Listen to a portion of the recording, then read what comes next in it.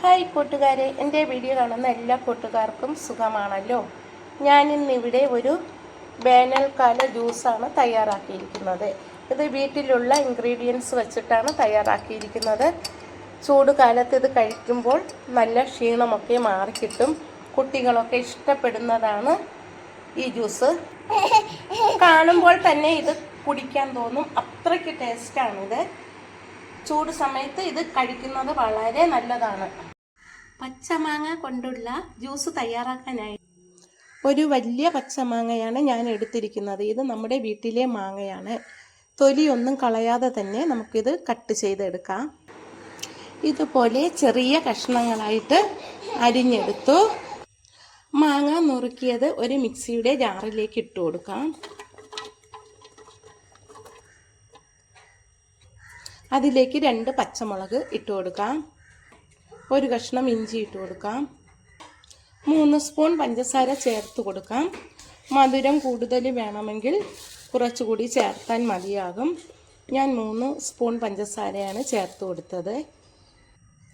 ഇതിലേക്കിനി ആവശ്യത്തിന് വെള്ളമൊഴിച്ച് നല്ലതുപോലെ അടിച്ചെടുക്കാം. കഷ്ണങ്ങൾ നന്നായിട്ട് അടിച്ചെടുത്തു. ഇനി നമുക്കൊരു പാത്രത്തിലേക്ക് അരിച്ചൊഴിക്കാം.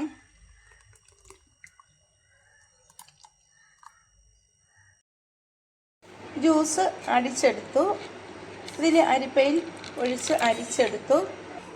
ഇതിലേക്ക് നമുക്ക് കശകശ ഞാൻ 2 മണിക്കൂർ മുന്നേ കുതിരാനിട്ടിരുന്നു. ഇത് അതിലേക്ക് ചേർത്ത് കൊടുക്കാം. അപ്പോൾ കുറച്ചുകൂടി ടേസ്റ്റ് കൂടും. ഇത് ചേർക്കുമ്പോൾ നല്ല ടേസ്റ്റാണ്. ഇനി നമുക്കിത് ഒരു ഗ്ലാസ്സിലേക്ക് ഒഴിച്ചു കൊടുക്കാം. ഇത് ചൂടുകാലത്ത് നല്ലതാണ് ശരീരത്തിന് കഴിക്കാൻ. ഇത് വീട്ടിലെ മാങ്ങയാണ്.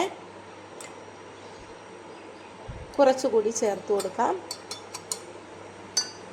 ദാഹത്തിന് വളരെ നല്ലതാണ് ഈ മാങ്ങ ജ്യൂസ്. ഇത് പച്ചമാങ്ങ ജ്യൂസാണ്. നല്ല ടേസ്റ്റാണ് ഇത് കഴിക്കാൻ.